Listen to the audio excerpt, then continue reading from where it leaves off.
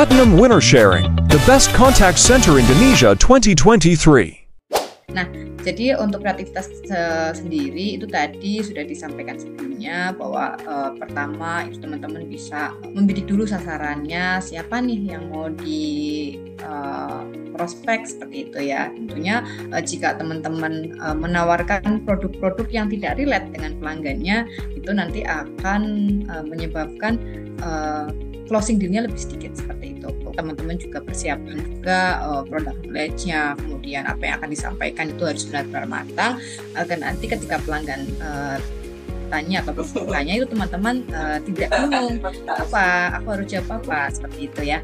Kemudian setelah itu juga siapkan solusi-solusi yang kira-kira pelanggan butuhkan. Jika memang pelanggan membutuhkan solusi hemat, berikan tawaran promo. Jika memang pelanggan membutuhkan penjelasan ataupun solusi yang lebih baik atau informasi-informasi yang pelanggan belum tahu, jelaskan detail-detailnya bahwasanya untuk produk ini akan ada keuntungan ini untuk pelanggan seperti itu. Jadi tawarkan keuntungan yang pelanggan itu kira-kira menjadi yakin, wah kapan lagi nih mumpung ada telemarketing telepon gitu. Selalu itu memang ada banyak pelanggan yang habis terkena COVID. Jadi itu mereka memang sedang collab-collabnya ya, karena COVID itu memang kita tahu banyak sekali merenggut harta-harta daripada bisnis seperti itu.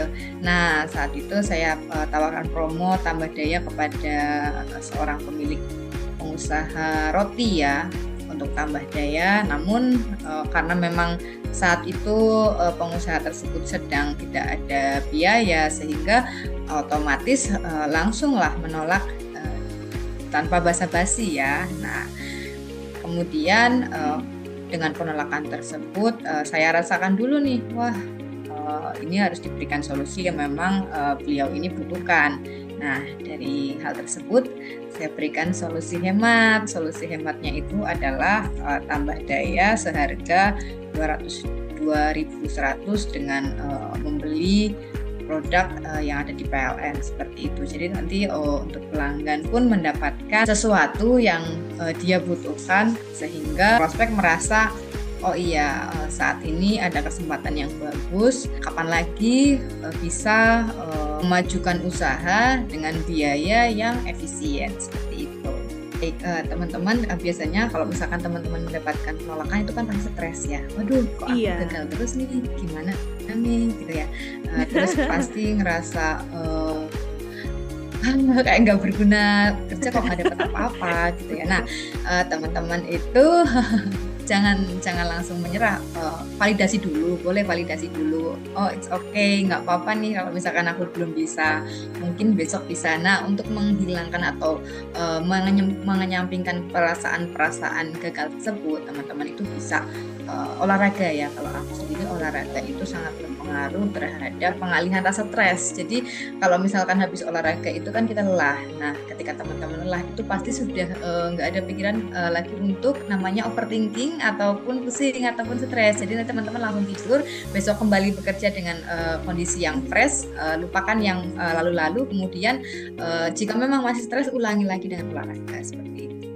Pada saat pelayanan teman-teman merasa stres gitu ya, jangan lupa yang pertama itu tarik nafas dulu, validasi, nggak apa-apa ini pelanggannya memang seperti ini, nggak apa-apa, aku sudah biasa mengalami hal tersebut. Jadi yang kayak gini tuh kecil, nggak apa-apa, it's okay. Kita tanamkan pemikiran seperti itu sehingga nanti di jalannya waktu kita tetap berpikir positif.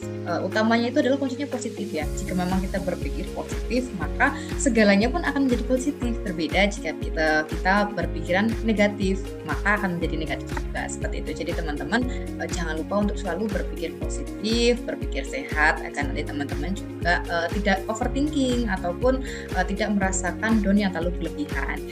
Validasi juga penting. Jadi ketika memang teman-teman down, itu ya validasi aja, nggak apa-apa. Memang saat ini saatnya jangan melawan jangan melawan diri. Kalau misalnya kita lagi sedih, nggak apa-apa, kita memang sedih. Kalau misalkan kita lagi senang, validasi saja kita senang gitu. Jadi jangan menolak kalau misalkan kita sedang merasakan hal tersebut, karena itu akan menjadi beban diri kita sendiri juga seperti itu.